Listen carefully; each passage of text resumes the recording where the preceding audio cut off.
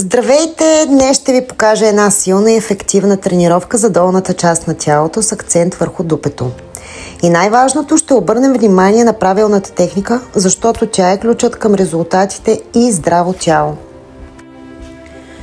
Но преди това винаги започвам с загряване на ставите и мобилност. Въртим тазобедрените стави, напади в страни за мобилност, загряваме добре кръста, коленете, бедрата и след това добавяме движения за мобилност, няколко пълни клека без тежест, напади. Това активира мускулите и подготвя ставите за работа.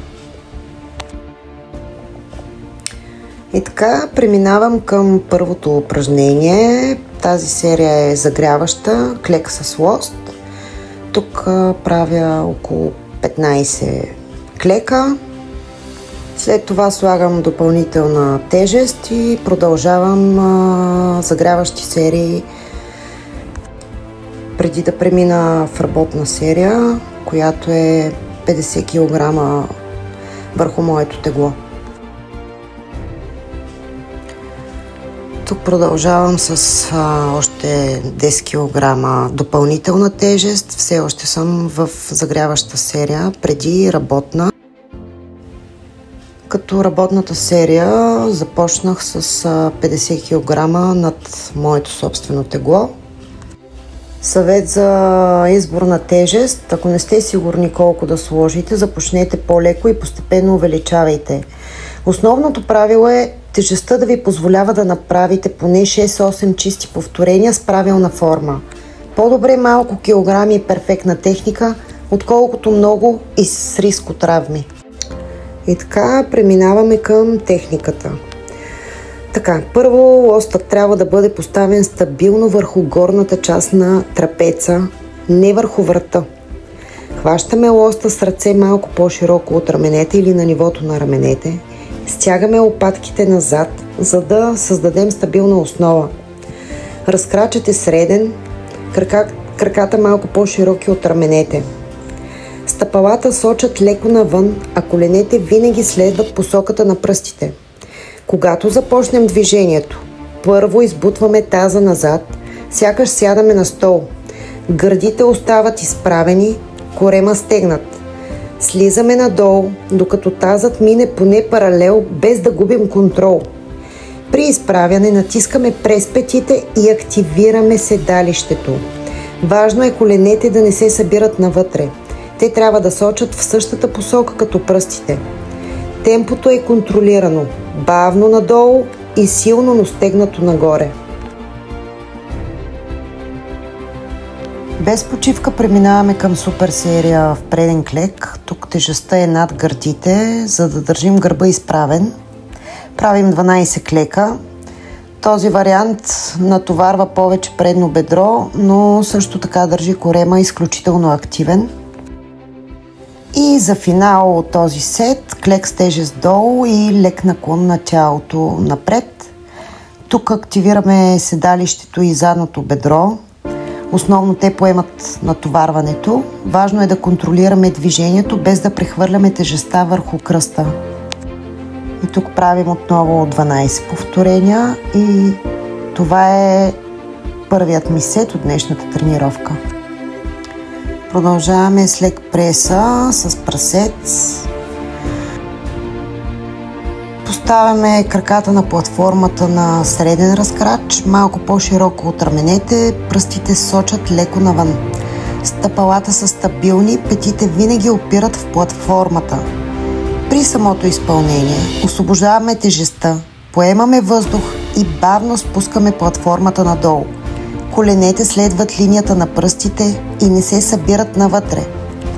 Слизаме докато бедрата стана близо до прав ъгъл, след което избутваме нагоре, издишайки. В горна позиция не заключваме коленете, за да запазим напрежението в мускула и да избегнем травми. След основната серия за бедра преминаваме към прасец. Поставяме само пръстите и възглавничките на стъпалата върху долната част на платформата, като петите са извън нея. От тази позиция правим плавно избутване нагоре, свиваме прасеца максимално, задържаме за момент и бавно връщаме надолу. Тук акцентът е върху контрола и пълния обхват на движение. Преминаваме към трети сет, където правя български клек. Заставаме с гръб към пейка. Единият крак е стабилно стъпил на пода, другият стъпалото е опряно назад върху пейката.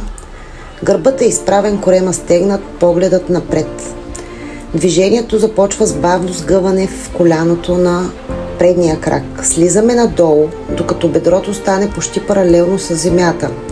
Коляното винаги следва посоката на пръстите и не преминава прекалено напред.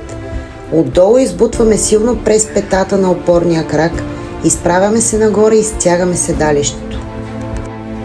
Правим 6 повторения с 2 дъмбела. Веднага след това пускаме единия дъмбел, продължаваме още 6 повторения. Веднага без почивка пускаме и втория дъмбел и завършваме с 12 повторения със собствено тегло.